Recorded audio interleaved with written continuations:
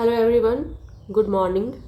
हम NCERT discuss कर रहे हैं, ज्योग्राफी क्लास 8 एंड चैप्टर 5। और आज का टॉपिक है मानव संसाधन।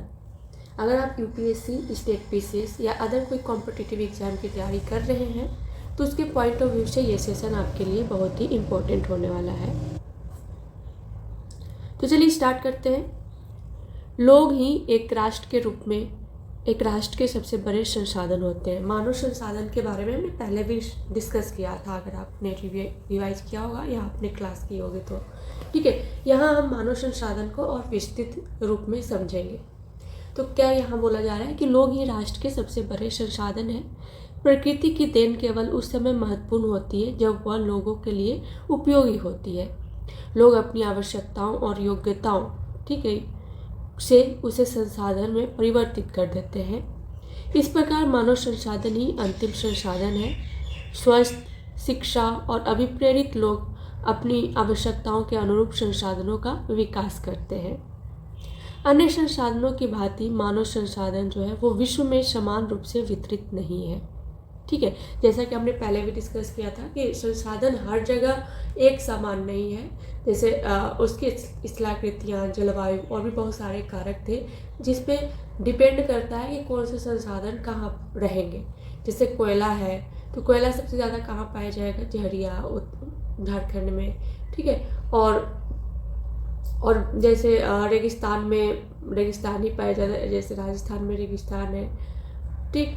तटीय प्रदेश में फिश की उपलब्धता ज़्यादा होगी, मछली की उपलब्धता ज़्यादा होगी। उसी तरीके से मानव संसाधन भी विश्व में सब जगह एक जैसा नहीं है। जैसे मैदानी क्षेत्र में सबसे ज़्यादा पॉपुलेशन है, ठीक है, क्योंकि उनकी सुविधा वहाँ, उनके जीवन लाइफ स्टाइल उनके अकॉर्डिंग वहाँ ज़्यादा अनुकूल होते हैं। पहाड़ों पे पॉपुलेशन डेंसिटी बहुत कम है, वहाँ की जनसंख्या घनत्व बहुत कम है, ठीक है। तो इस तरीके से अलग अलग जगह पे अलग अलग उसके घनत्व है और एक जैसा नहीं है हर जगह। अपने शैक्षिक स्तर, आयु और लिंग में एक दूसरे से भिन्न है। उनकी संख्या और लक्षण भी बदलते रहते हैं, ठीक।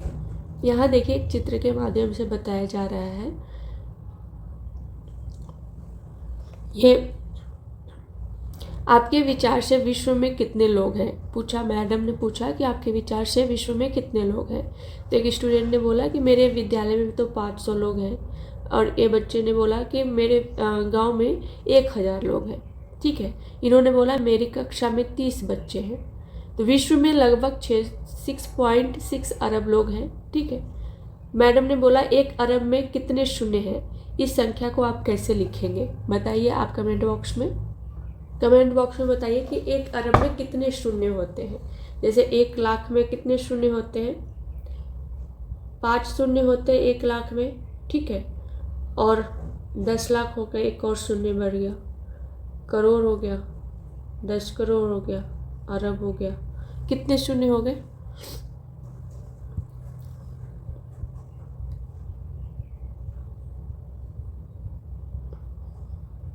ठीक है, अरब में कितने शून्य होते हैं आप कमेंट बॉक्स में बताइए। यहाँ बॉक्स में दिया हुआ है, उसको हम देख लेते हैं एक बार। प्रधानमंत्री कौशल विकास योजना को 2015 में 1 करोड़ भारतीय युवाओं को 2016 से 2020 तक प्रशिक्षित करने के उद्देश्य से शुरू किया गया था। और इस योजना का उद्देश्य संभाव्य और मौजूदा रोजगार अर्जक को गुणवत्ता प्रशिक्षण प्रदान करके रोजगार योग्य कौशल की योग्यता को प्रोत्साहित करना था, ठीक। अब हम जानेंगे जनसंख्या वितरण के बारे में। भूपृष्ठ पर जिस प्रकार लोग फैले हैं उसे जनसंख्या वितरण का प्रतिरूप कहते हैं। विश्व की जनसंख्या का 90% से अधिक भाग भूपृष्ठ के लगभग 30% भाग पर निवास करता है। विश्व में जनसंख्या का वितरण जो है वो अत्यंत असमान है। कुछ क्षेत्र बहुत घने बसे हैं और कुछ विरल बसे क्षेत्र हैं। दक्षिण और दक्षिण पूर्वी एशिया, यूरोप और उत्तर पूर्वी उत्तर अमेरिका घने बसे क्षेत्र हैं। उच्च अक्षांशीय क्षेत्रों, उष्णकटिबंधीय मरुस्थलों, उच्च पर्वतों और विषुवतीय वनों के क्षेत्रों में बहुत कम लोग रहते हैं। तो अभी हमने देखा कि जहाँ उनकी अनुकूलता ज़्यादा होगी इंसान को रहने की, जैसे वहाँ उनका घर अच्छा है, ठीक है, उनका रोजगार भी सही मिल जा रहा है, पानी बिजली सबकी सुविधा ज़्यादा है, तो वहाँ लोग ज़्यादा रहेंगे ही रहेंगे। ठीक, विषुवत वृत्त के दक्षिण की अपेक्षा विषुवत वृत्त के उत्तर में अधिक लोग रहते हैं। इस पॉइंट को ध्यान में रखिएगा। ठीक है, विश्व की कुल जनसंख्या के लगभग 3/4 लोग 2 महाद्वीपों एशिया और अफ्रीका में रहते हैं। विश्व के 60% लोग केवल 10 देशों में रहते हैं और इन सभी देशों में 10 करोड़ से भी अधिक लोग रहते हैं। यहाँ देखिए चित्र में दिखाया गया महाद्वीपों के अनुसार विश्व जनसंख्या। ठीक है, विश्व में प्रत्येक 100 लोगों में यहाँ जो इस येलो कलर के हैं इतने लोग किस में रहते हैं, येलो कलर के जितने भी लोग दिख रहे हैं ना इतने लोग एशिया में रहते हैं। ऑरेंज कलर के जितने लोग दिख रहे हैं इतने लोग किस में, यूरोप में रहते हैं। ठीक है, और पर्पल कलर के जितने लोग दिख रहे हैं ये सारे अफ्रीका में रहते हैं। ब्लू कलर के जितने लोग दिख रहे हैं ये सब मध्य व दक्षिण अमेरिका में रहते हैं। और रेड कलर के जितने लोग देख रहे हैं इतने मतलब रेशियो में आपको दिखाया गया है कि उत्तर अमेरिका में रहते हैं। और ग्रीन कलर वाले ओशिनिया, ऑस्ट्रेलिया, न्यूजीलैंड और प्रशांत द्वीप समूह में रहते हैं। यहाँ देखिए ग्राफ दिखाया गया है, विश्व की घनी आबादी वाले देश विश्व के रूपरेखा मानचित्र पर इस देशों को चिन्हित करें। यहाँ आपको जनसंख्या मिलियन में दिया गया और इधर देश आपको बताया गया। चीन में यहाँ सबसे ज़्यादा दिया गया, लेकिन अभी वर्तमान का अगर हम बात करें तो भारत का पॉपुलेशन बहुत सबसे ज़्यादा हो गया विश्व में, तो इसको ध्यान में रखिएगा। अब हम जानेंगे जनसंख्या का घनत्व के बारे में। पृथ्वी पृष्ठ के एक इकाई क्षेत्र में रहने वाले लोगों की संख्या को जनसंख्या का घनत्व कहते हैं। तो अगर आपसे कोई पूछे जनसंख्या घनत्व किसे कहते हैं या पॉपुलेशन डेंसिटी किसे कहते हैं, तो आप क्या बताएंगे कि पृथ्वी पृष्ठ के एक इकाई क्षेत्र में रहने वाले लोगों की संख्या को हम, जैसे ये क्षेत्र है, पर्टिकुलर क्षेत्र है, इसमें कितने लोग रह रहे हैं उसको हम जनसंख्या घनत्व कहते हैं। जैसे ये मैदानी क्षेत्र है तो यहाँ ज़्यादा लोग रहेंगे, अगर ये क्षेत्र पहाड़ी पर्वतीय क्षेत्र है तो यहाँ कम रहेंगे, तो यहाँ का जनसंख्या घनत्व कम हुआ और यहाँ का जनसंख्या घनत्व ज़्यादा है। ठीक है, तो इस तरीके से आप इसको ध्यान में रखिएगा। सामान्य रूप से यह प्रति वर्ग किलोमीटर में व्यक्त किया जाता है। संपूर्ण विश्व का औसत जनसंख्या घनत्व 51 व्यक्ति प्रति वर्ग किलोमीटर है। सबसे अधिक जनसंख्या घनत्व दक्षिण मध्य एशिया में है और इसके पश्चात क्रमशः पूर्वी एशिया एवं दक्षिण पूर्वी एशिया में है। यहाँ देखिए बॉक्स में दिया हुआ है कि क्या आप जानते हैं भारत की जनसंख्या का औसत घनत्व 382 व्यक्ति प्रति वर्ग किलोमीटर है। तो ये भी कई बार एग्जाम में पूछा जाता है कि भारत का जनसंख्या घनत्व कितना है, तो कितना है, 382 व्यक्ति प्रति वर्ग किलोमीटर। यहाँ देखिए इन लोग आपस में बात कर रहे हैं कि ये पूछ रहे हैं कि जब कक्षा के पूरे 30 विद्यार्थी उपस्थित होते हैं तब हमारी कक्षा बहुत भरी हुई दिखती है, लेकिन जब यही विद्यार्थी स्कूल के सभा भवन में बैठते हैं तो वह कक्ष खुला और खाली दिखाई पड़ता है, ऐसा क्यों? तो इनके दोस्त बोलते हैं कि क्योंकि सभा भवन का आकार या क्षेत्र कक्षा से बड़ा होता है, लेकिन जब स्कूल के सभी विद्यार्थी सभा भवन में आ जाते हैं तब सभा भवन भी भरा हुआ दिखने लगता है। ठीक, यहाँ देखिए अब हम जानेंगे जनसंख्या वितरण को प्रभावित करने वाले कारक। जैसा कि अभी हमने देखा कुछ देर पहले कि हर जगह जनसंख्या वितरण एक समान नहीं है। ठीक है, तो वो कारक कौन सा है जिस पर डिपेंड करता है कि एक समान क्यों नहीं है हर जगह, ठीक है, उसके बारे में हम जानेंगे। तो सबसे पहले तो भौगोलिक कारक देखते हैं क्या है इसमें। स्थलाकृति, लोग सदैव पर्वतों और पठारों की तुलना में मैदानी भागों में ही रहना पसंद करते हैं। हमने डिस्कस भी किया कि मैदानी भाग में लोग ज़्यादा रहते हैं। क्यों भाई? क्योंकि ये क्षेत्र खेती, विनिर्माण और सेवा प्रक्रियाओं के लिए उपयुक्त होते हैं। गंगा के मैदान विश्व के सबसे अधिक घने वर्षा क्षेत्र हैं, जबकि एंडीज, आल्प्स और हिमालय जैसे पर्वत विरल बसे हुए हैं, मतलब यहाँ ज़्यादा जनसंख्या नहीं है, बहुत कम लोग हैं हिमालय पे। ठीक, नेक्स्ट है जलवायु। जलवायु कैसे प्रभावित करता है ये देखते हैं। ये लोग सामान्य रूप से चरम जलवायु जो अत्यधिक गर्म अथवा अत्यधिक ठंडी जैसे सहारा मरुस्थल, रूस के ध्रुवीय प्रदेश, कनाडा और अंटार्कटिक में रहने से बचते हैं। तो यहाँ हमने देखा कि जहाँ सबसे ज़्यादा गर्म होगा, जैसे रेगिस्तान हो गया, या ज़्यादा सबसे ज़्यादा ठंडा होगा, वहाँ बहुत कम लोग रहेंगे। ठीक है। नेक्स्ट है मृदा। उपजाऊ मृदाएं कृषि के लिए उपयुक्त भूमि प्रदान करती है। भारत में गंगा और ब्रह्मपुत्र, चीन में हांगुओही, चांगजियांग तथा मिस्र में नील नदी के उपजाऊ मैदान घने बसे हुए क्षेत्र हैं। नेक्स्ट है जल। लोग उन क्षेत्रों में रहने को प्राथमिकता देते हैं जहां अलवणीय जल आसानी से उपलब्ध हो। विश्व की नदी घाटियां घने बसे क्षेत्र हैं, जबकि मरुस्थल जो है वो विरल जनसंख्या है। नेक्स्ट है खनिज। खनिज निक्षेपों वाले क्षेत्र अधिक बसे हुए हैं। दक्षिणी अफ्रीका के हीरे की खानें और मध्य पूर्व में तेल की खोज ने इन क्षेत्रों में लोगों को रहने के लिए प्रेरित किया है। तो यहाँ हमने देखा कि कौन कौन सा कारक है जिस पे जनसंख्या वितरण प्रभावित होता है, और क्यों, क्योंकि इंसान को, मानव को जहाँ उनके सुविधा अनुसार ज़्यादा अनुकूल लगेगा वो वहाँ रहेंगे। ठीक है। अब हम जानेंगे, ये तो भौगोलिक कारक था, अब हम जानेंगे सामाजिक, सांस्कृतिक और आर्थिक कारक कौन सा है। तो आर्थिक कारक है कि औद्योगिक क्षेत्र रोजगार के अवसर प्रदान करते हैं। लोग बड़ी संख्या में इन क्षेत्रों की ओर आकर्षित होते हैं। जापान में ओसाका और भारत में मुंबई दो घने बसे क्षेत्र हैं। जहाँ औद्योगिक क्षेत्र ज़्यादा है वहाँ लोगों को रोजगार भी तो चाहिए ना, तो वहाँ लोग ज़्यादा रहते हैं। नेक्स्ट है सांस्कृतिक कारक। धर्म और सांस्कृतिक महत्ता वाले स्थान लोगों को आकर्षित करते हैं, जैसे वाराणसी, यरूशलेम, वेटिकन सिटी इसके कुछ उदाहरण हैं। नेक्स्ट है सामाजिक कारक। अच्छे आवास, शिक्षा और स्वास्थ्य सुविधाओं के क्षेत्र अत्यधिक घने बसे हैं, जैसे उदाहरण के लिए पुणे। ठीक, यहाँ देखिए शब्दावली दिया हुआ है, जीवन प्रत्याशा क्या होता है। तो यह उन वर्षों की संख्या है जिसमें औसत व्यक्ति के जीवित रहने की आशा की जाती है, उसे हम जीवन प्रत्याशा कहते हैं। अब हम जानेंगे जनसंख्या परिवर्तन के बारे में। ठीक, जनसंख्या परिवर्तन से तात्पर्य एक निश्चित अवधि के दौरान लोगों की संख्या में परिवर्तन से है।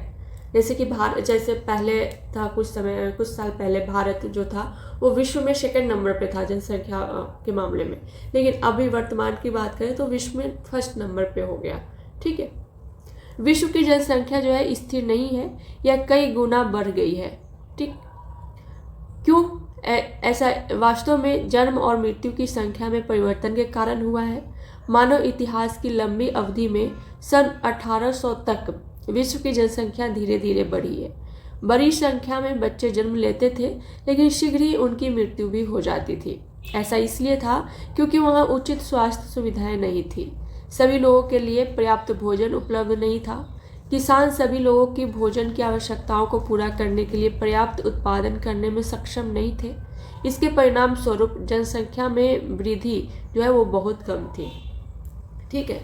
सन 1804 में विश्व की जनसंख्या 1 अरब हो गई थी। ठीक है। 150 वर्षों बाद 1959 में विश्व की जनसंख्या 3 अरब पहुंच गई और इसे प्रायः जनसंख्या विस्फोट कहते हैं। ठीक, 1999 में 40 वर्षों की अवधि में जनसंख्या दुगनी 6 अरब हो गई और इस वृद्धि का मुख्य कारण खाद्य आपूर्ति एवं औषधियों के कारण मृत्यु दर कम होना है, जबकि जन्म दर अभी भी बहुत अधिक रही है। ठीक, यहाँ देखिए इस चित्र में दिखाया गया है 500 ईसा पूर्व में जनसंख्या मिलियन में दिखाया गया 100 मिलियन। ठीक है। और इसके बाद अभी देखिए 2025 में जनसंख्या कितने हो गए हैं,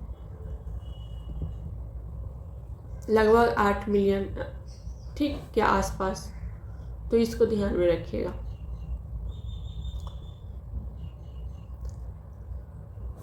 नेक्स्ट है जन्मों को साधारणतः जन्म दर में आंका जाता है। जन्म दर मतलब क्या होता है? जन्म दर मतलब होता है अर्थात प्रति 1000 व्यक्तियों पर जीवित जन्मों की संख्या में मापा जाता है।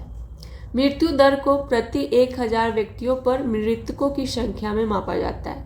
किसी क्षेत्र विशेष में लोगों के आने जाने को प्रवास कहते हैं। जन्म और मृत्यु जनसंख्या परिवर्तन के प्राकृतिक कारण हैं। एक देश के जन्म दर और मृत्यु दर के बीच के अंतर को प्राकृतिक वृद्धि दर कहते हैं। ठीक, और विश्व में जनसंख्या के बढ़ने का मुख्य कारण क्या है? प्राकृतिक वृद्धि दर का तीव्रता से बढ़ना है। प्रवास एक अन्य कारण है जिससे जनसंख्या के आकार में परिवर्तन होता है। लोग एक देश में अथवा देशों के बीच एक स्थान से दूसरे स्थान पर जा सकते हैं। उत्प्रवासी वे लोग होते हैं जो देश को छोड़ते हैं। आप्रवासी वे लोग होते हैं जो देश में आते हैं। ठीक है, तो यहाँ इस पॉइंट को ध्यान में रखिएगा। उत्प्रवासी मतलब जो जैसे भारत से कुछ लोग अमेरिका चले गए, देश को छोड़ दिया, ठीक है, इसको हम उत्प्रवासी कहेंगे। आप्रवासी मतलब क्या होता है? जैसे अमेरिका से कुछ लोग भारत आ गए तो उनको हम आप्रवासी कहेंगे। ठीक है, संयुक्त राज्य अमेरिका और ऑस्ट्रेलिया जैसे देशों में भीतरी प्रवास अथवा आप्रवास द्वारा संख्या बढ़ी है। सूडान देश एक ऐसा उदाहरण है जिसमें लोगों के बाहर चले जाने अथवा उत्प्रवास के कारण जनसंख्या कमी का महसूस किया गया है। तो यहाँ हमने देखा कि संयुक्त राज्य अमेरिका और ऑस्ट्रेलिया में अलग अलग देश से लोग वहाँ जाते हैं, वहाँ रहते हैं, जिसकी वजह से वहाँ की जनसंख्या बढ़ी है। वहीं अगर हम बात करें सूडान, तो सूडान के जो लोग वहाँ के नागरिक हैं वो दूसरे देश में चले जाते हैं, जिसकी वजह से वहाँ की जनसंख्या कम हुए है। ठीक, अंतर्राष्ट्रीय प्रवास की सामान्य प्रवृत्ति यह है कि लोग अच्छे आर्थिक अवसरों की खोज में कम विकसित राष्ट्रों से अधिक विकसित राष्ट्रों में चले जाते हैं। ठीक, देशों के अंदर बड़ी संख्या में लोग रोजगार, शिक्षा और स्वास्थ्य सुविधाओं की खोज में ग्रामीण क्षेत्रों से नगरीय क्षेत्रों की ओर चले जाते हैं। तो इसको ध्यान में रखना है।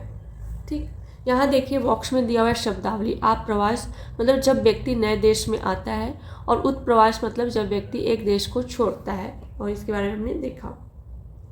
यहाँ देखिए दिखाया गया है मृत्यु दर से जन्म दर का अधिक होना जनसंख्या वृद्धि होगा। अगर मृत्यु दर जो है वो जन्म दर का, मृत्यु दर से जन्म दर मतलब जितने बच्चे जन्म ले रहे हैं, ठीक है, ये जन्म दर है, ठीक है, बर्थ रेट है, और ये मृत्यु दर है, डेथ रेट है। तो जन्म दर ज़्यादा है और मृत्यु दर कम है, तो क्या होगा? जनसंख्या वृद्धि होगी। ठीक, यहाँ दिखाया गया जन्म दर ज़्यादा हो रहा है और मृत्यु दर कम हो रहा है। ठीक, तो यहाँ से क्या होगा? जनसंख्या वृद्धि होगी। नेक्स्ट है जन्म दर और मृत्यु दर का समान होना, जनसंख्या एक जैसी रहेगी। तो यहाँ क्या दिखाया गया? जितना जन्म दर जितना है उतना ही मृत्यु दर है, तो इससे क्या होगा? जनसंख्या एक जैसा ही रहेगा। नेक्स्ट है कि जन्म दर से मृत्यु दर का अधिक होना, जनसंख्या कम होता है। तो यहाँ क्या दिखाया गया है कि जितना जन्म हो रहा है उससे ज़्यादा मृत्यु हो रहा है, जिसकी वजह से जनसंख्या में कमी आ रही है। तो इसको ध्यान में रखिएगा।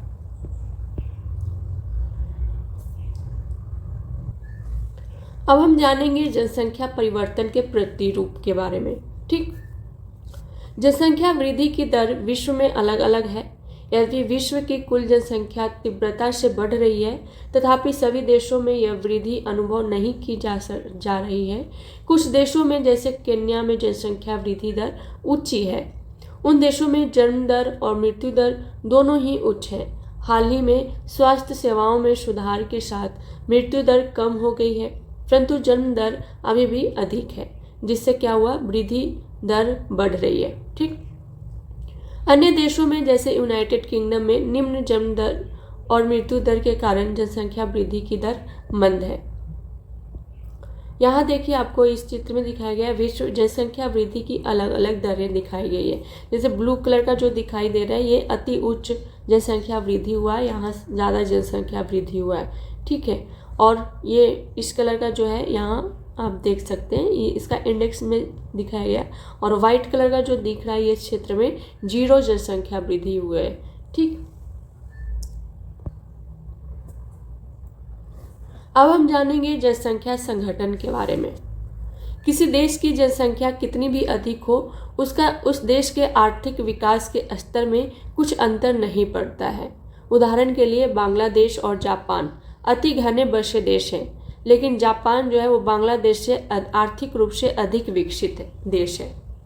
एक संसाधन के रूप में लोगों की भूमिका को समझने के लिए हमें उनके गुणों के बारे में जानने की आवश्यकता होती है। लोग प्रायः आयु, लिंग, साक्षरता स्तर, स्वास्थ्य दशाओं, व्यवसायिक और आय के स्तर पर एक दूसरे से भिन्न होते हैं। ठीक है, लोगों की इन विशेषताओं के बारे में जानना आवश्यक है। जनसंख्या संगठन जनसंख्या की संरचना को दर्शाता है। इस चित्र में दिखाया गया है, देखिए, मैं अपने पोते पोतियों को कहानी सुनाता हूँ। यहाँ सबका अलग अलग मानव संसाधन कैसे है वो दिखाया गया है, कैसे कौन काम करता है। जैसे ये दादी जी हैं, इन्होंने बोला कि मैं अपने पोते पोतियों को सुनाता हूँ। इन्होंने बोला कि मैं सेतु बनाता हूँ। सबका अपना अपना काम है, ठीक है। इन्होंने बोला कि मैं विवाह समारोह में गाता हूँ। फिर इन्होंने बोला मैं घर की देखभाल करती हूँ। फिर इन्होंने बोला कि मैं कैंसर उपचार की दवाइयों के लिए शोध कर रही हूँ। इन्होंने बोला कि मैं किसान हूँ। तो सबका अपना अपना काम है, ठीक है। प्रत्येक व्यक्ति समाज के लिए एक संभाव्य संसाधन है। मानव संसाधन के रूप में आपका योगदान क्या है?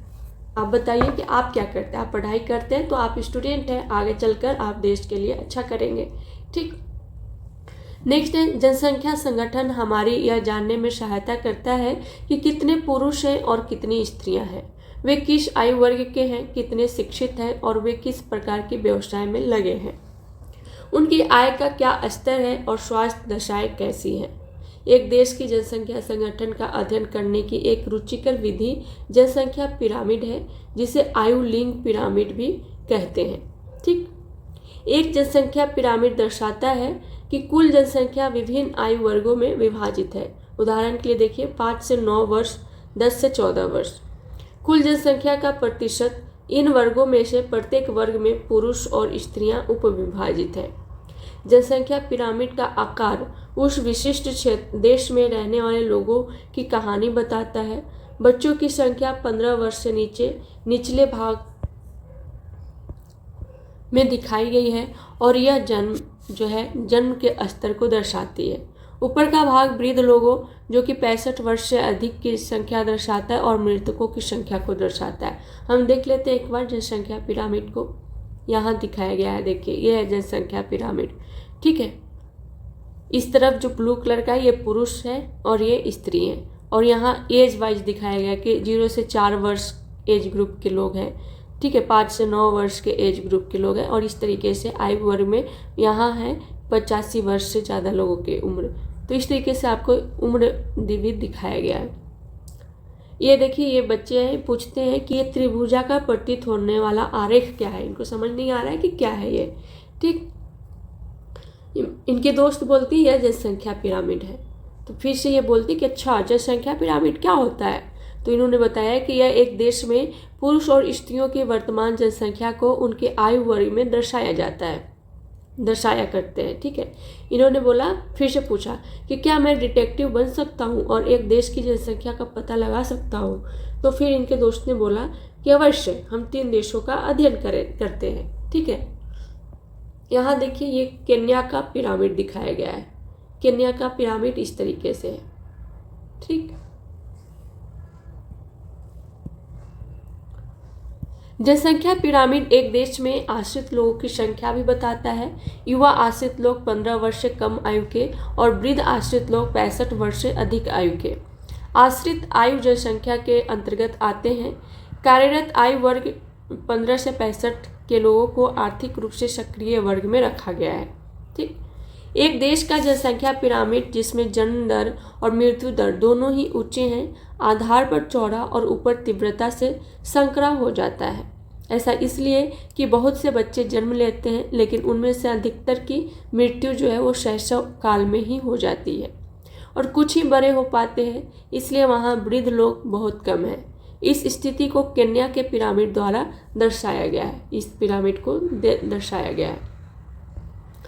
नेक्स्ट है, ये है भारत का पिरामिड, ठीक है। यहाँ देखिए, ये भारत का पिरामिड है। जिन देशों में मृत्यु दर विशेष रूप से बहुत छोटे बच्चों में कम हो रही है, युवा आयु वर्ग का पिरामिड चौड़ा है क्योंकि शिशु प्रौढ़ावस्था तक जीवित रहते हैं। यह भारत के पिरामिड में दृष्टिगोचर है। भारत के पिरामिड के लिए ये सही है, ठीक है। इस प्रकार की जनसंख्या में युवा सापेक्षता अधिक है, युवा सबसे ज़्यादा है, और इसका अर्थ है मजबूत और वर्धमान बढ़ती हुई श्रम शक्ति।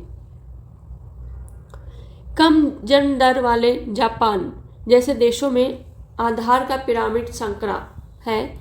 घटी मृत्यु दर के कारण अधिक लोग वृद्ध तक पहुंच जाते हैं, ठीक है। कुशल, उत्साही, आशावादी और सकारात्मक दृष्टि जैसे युवा जन किसी राष्ट्र के भविष्य होते हैं। हम भारतवासी भाग्यशाली हैं कि हमारे पास ऐसा संसाधन है। उन्हें योग्य एवं उत्पादक बनाने के लिए, कुशल बनाने और अवसर प्रदान करने के लिए अवश्य ही शिक्षित किया जाना चाहिए। यहाँ देखिए, ये है जापान का पिरामिड। ठीक है, इस तरीके से जापान का पिरामिड है। तो ये चैप्टर यहाँ कंप्लीट होता है और क्लास 8 भी कंप्लीट होता है। नेक्स्ट क्लास में हम क्लास 9 स्टार्ट करेंगे। ठीक है, ये क्वेश्चन है। अगर आप यूपीएससी या स्टेट पीसीएस की तैयारी कर रहे हैं तो क्वेश्चन का आंसर आप लिखें, आपके लिए सही रहेगा। ठीक है, जिनको भी डर लगता है कि हम आंसर कैसे लिखें, आंसर की शुरुआत कैसे करें, तो यहाँ से आंसर राइटिंग कर सकते हैं। ठीक, और यहाँ से और भी इस केवल आंसर राइटिंग नहीं, और भी क्वेश्चन है, इस क्वेश्चन का भी आप आंसर कीजिए। ठीक है, जितने भी क्वेश्चन है सभी का आंसर कीजिए। देखिए, क्वेश्चन का आंसर करने का एक बेनिफिट ये होता है कि हमने जो भी पढ़ा है ना, उसका रिवीजन हम अच्छे से कर लेते हैं। ठीक है, तो चलिए आज के लिए इतना ही। मिलते हैं नेक्स्ट क्लास में नेक्स्ट टॉपिक के साथ। तब तक के लिए thank you so much and all the best.